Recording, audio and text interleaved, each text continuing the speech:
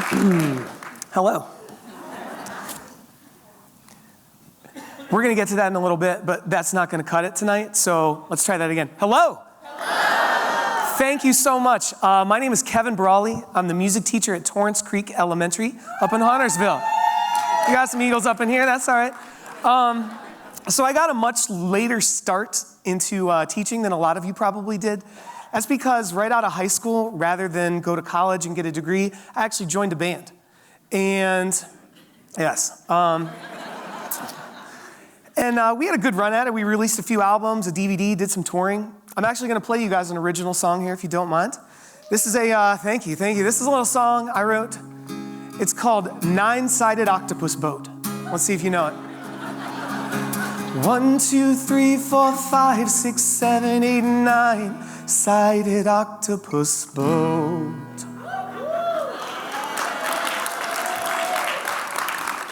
See, I wasn't sure if you guys were going to know that one or not, because clearly I did not become a rock star.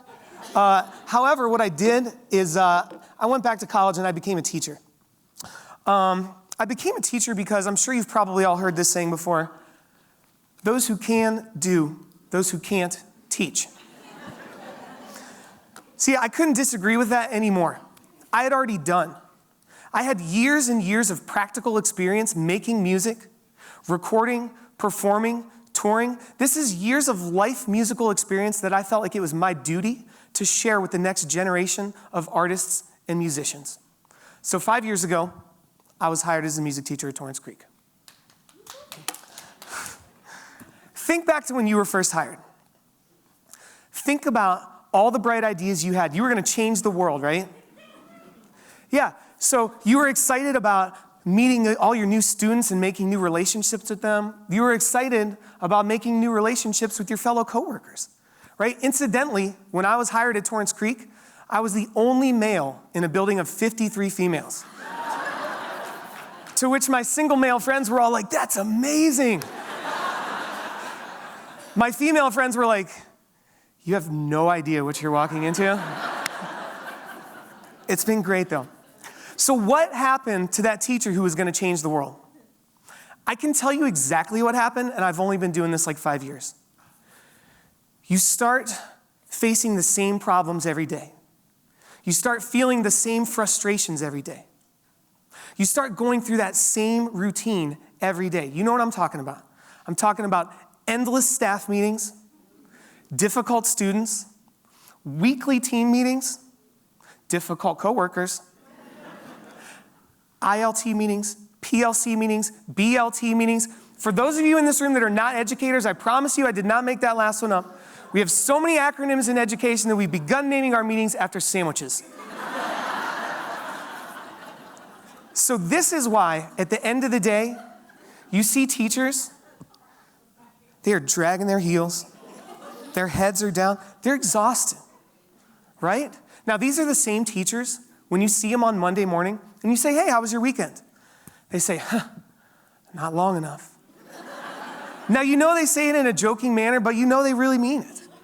These are the same teachers, when you see them in the break room on Wednesday, they say, how is it only Wednesday? It's the same routine every day. But what if that routine never became routine? In my class, I like to stand on my table when I like to make a point that I really want them to pay attention to. CMS didn't think that was the best idea. They thought I might end up in row 1 or row 2. So I've got a box. Use your imagination, we're all teachers, okay? What if we could reinvent ourselves, rededicate ourselves to doing what we love on a daily basis?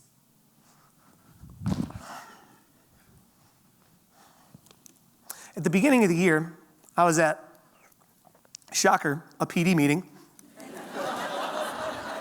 And I was having a conversation with the guy who's been doing this about 20 years. And he said, so what year is this for you? I said, oh, it's the start of year 5. And he said, oh, year 5, you've got the routine down. Literally those exact words. And I took a step back from that conversation because I'd been getting a little frustrated with my job and frustrated with my lessons because I felt like I knew exactly what was going to happen before it happened. I could tell you exactly what question was going to be asked at exactly what point in the lesson. It was basically the teaching equivalent of singing the same songs to the same people in the same order at the same place every night. That's a horrible concert, and that's a horrible job. So here's what I did. At the beginning of the year, before I started, I looked back through my daily planners. I keep very detailed records of what I teach every class every day, and I started flipping through. And you know what I saw? I saw wasted days. I saw days that I had an opportunity to make a difference that I did not take. Instead, I just kept teaching the same way I always had. Now, if you looked back through your year, and be honest, how many wasted days would you find?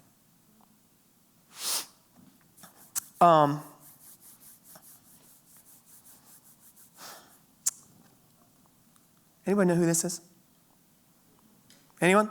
Music nerds? Thank you. This is Neil Peart. All right. Well, if you know who Neil Peart is, which clearly not a lot of you do, you're going to be looking at me very strange. But those of you who do know who this is, you better join me right now.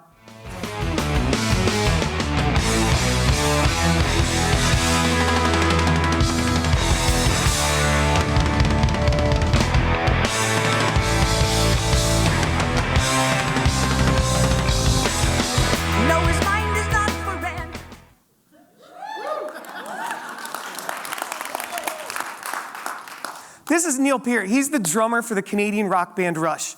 He's widely regarded as the best drummer on the planet. Now, 20 years into his career, he took a step back and he reevaluated where he was at. And he said, you know what? I can do this better. So he started taking lessons with a jazz drummer named Freddie Gruber.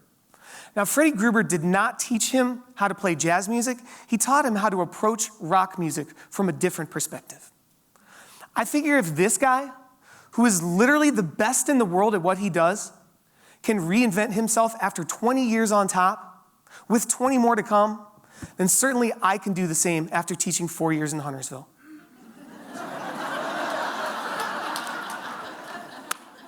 So here's what I did. I took all my lesson plans and activities that I'd created, everything that I had done that had gotten me to the point where I am today. I was voted Teacher of the Year last year at my school. Thank you. I inherited a 13-member choir when I got the job that I've grown into a 105-member 4th and 5th grade choir. That choir has been invited to sing at the Blumenthal. They've been invited to sing at the Night Theater, literally the 2 highest fine arts stages in our city. I took all those lesson plans and activities that got me there, I stuck them on a shelf, and I haven't touched them since. They've been collecting dust. Literally, this is the first time they've seen the light of day. Imagine how uncomfortable that would make you feel. See, I purposefully put myself in that uncomfortable situation. I didn't want to lean on old crutches. I wanted to become a problem solver again. I put myself in the shoes of a first-year teacher with everything to prove.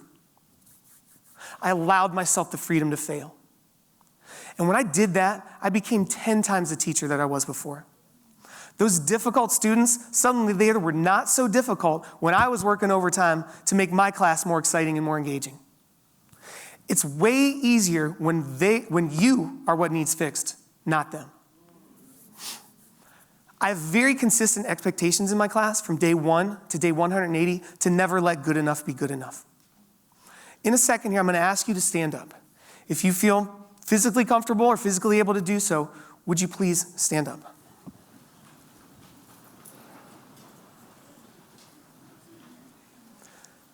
Thank you very much. Enjoy that stretch. Now you can have seats. Now I'm going to ask you to do it again. All right? But this time, stick with me. This time, I'm going to just ask you to do it better. Can you please stand up?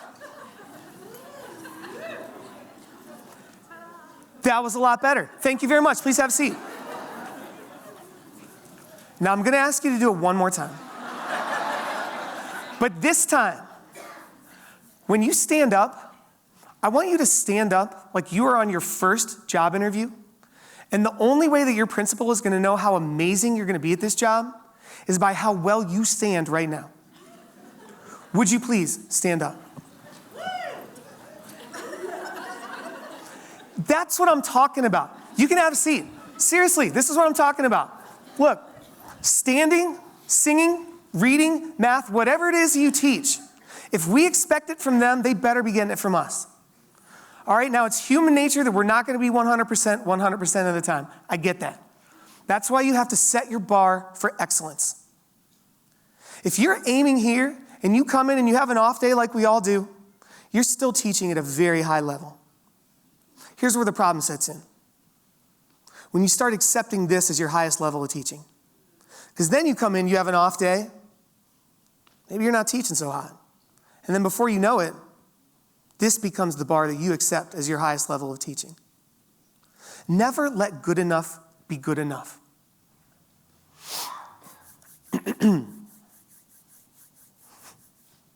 I'm thirsty.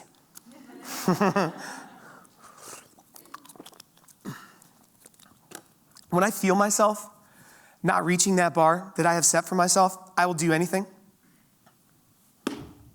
I'll stand on an imaginary table. I will jump up and down. I will yell. I'll show off my dance moves. You know you've seen that one, right? You've seen that in the halls, right?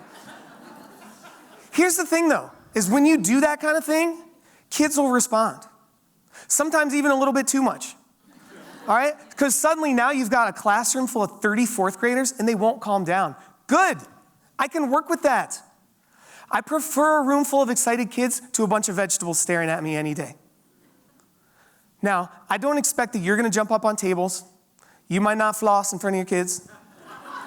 That's all right. But you need to find something, whatever it is. When you feel yourself, we all know when it happens. When you feel yourself in that moment, you need something that can snap you out of that routine. One thing that you can do is you can give up control. Did he just say give up control? I'm a teacher. I have to be in control at all times, right? Sit down. Quiet in the back. Eyes on me. Hands to yourself. Does that sound familiar?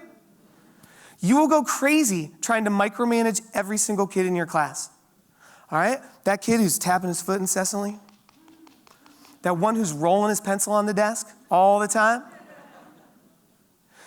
You can either focus on that or you can let it roll right off your shoulder and keep doing what you're doing. Not fighting those battles every day is called giving up control. Teachers who come observe me, they always mention how they think I do a really great job of just letting those little side conversations, those little fires that pop up, just roll right off my back and keep going.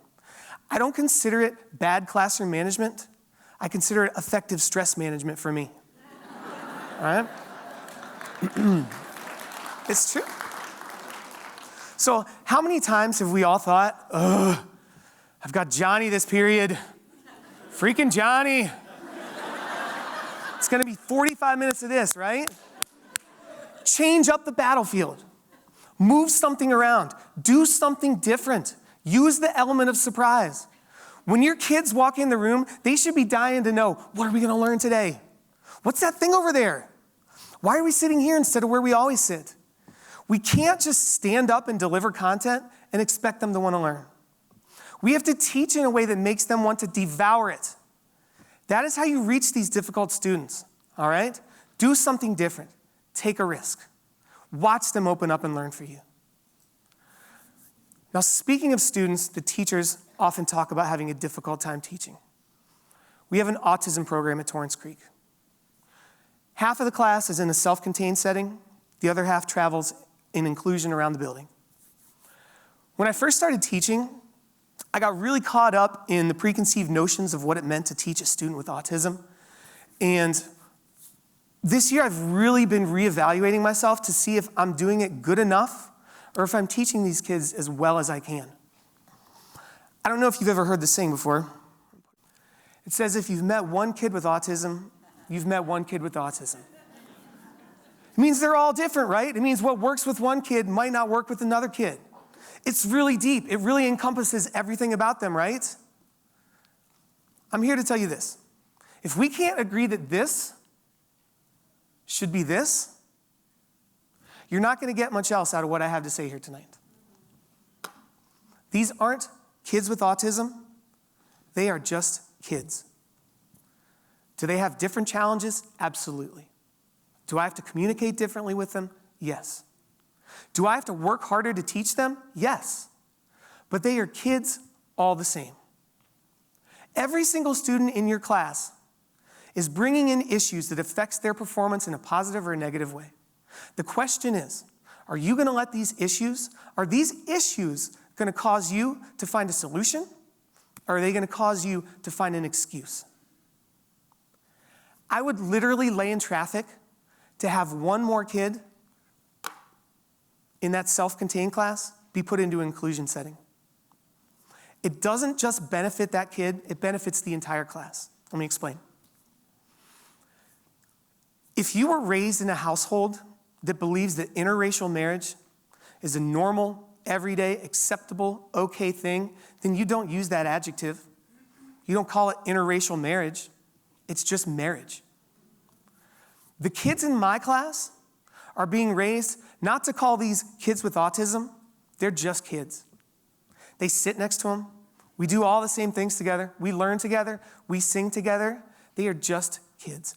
Think about how that simple shift in mindset, think about what that does for the possibilities for that kid as they grow up. Think about what it does for the compassion level of the rest of the class. See, that compassion, it spreads through the class. Spreads into the grade level, spreads into the building. That compassion spreads from the building back home. Spreads from the home into the community. From the community to the city, from the city to the state. It spreads from the state to the country, from the country to the world. Where's that teacher who wanted to change the world? This is your opportunity. It is staring you in the face. Are you going to find a solution or are you going to find an excuse?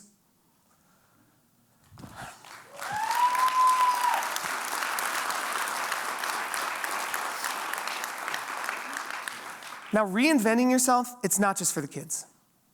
You can actually change the way you interact with your coworkers around the building as well. See, no interaction is ever neutral. You're either bringing someone up or you're bringing them down. Next time someone asks you how your weekend was, try this. Say, my weekend was amazing. How was yours? Right? Don't be the reason another teacher drags their heels out of the building. We've got plenty of those. All right? We can choose to focus on a lot of negative things about our job. All right? The endless meetings, the difficult students, our paycheck. Am I right? Right? How about the fact now politicians want to put guns in our classroom? I choose to focus on what I came to do every day. And what I came to do is to teach my face off as hard as I can every day so that every kid who leaves my class is better off than they were before they knew me. You have the choice. You can choose to keep doing what you're doing, and I'm sure you're doing it well. But the fact that you are here, it tells me that's not going to be good enough for you. You can choose to reinvent yourself, rededicate yourself on a daily basis so that you can reach each one of your kids, even and especially the ones you thought were lost. Because every one of those kids is someone's entire world. Their mothers, their fathers, their brothers, their sisters. But if they are not, if they have no love to come home to, if they have no foundation at home, then they need you even more. You can choose to be good enough, or you can challenge yourself to be great. Thank you.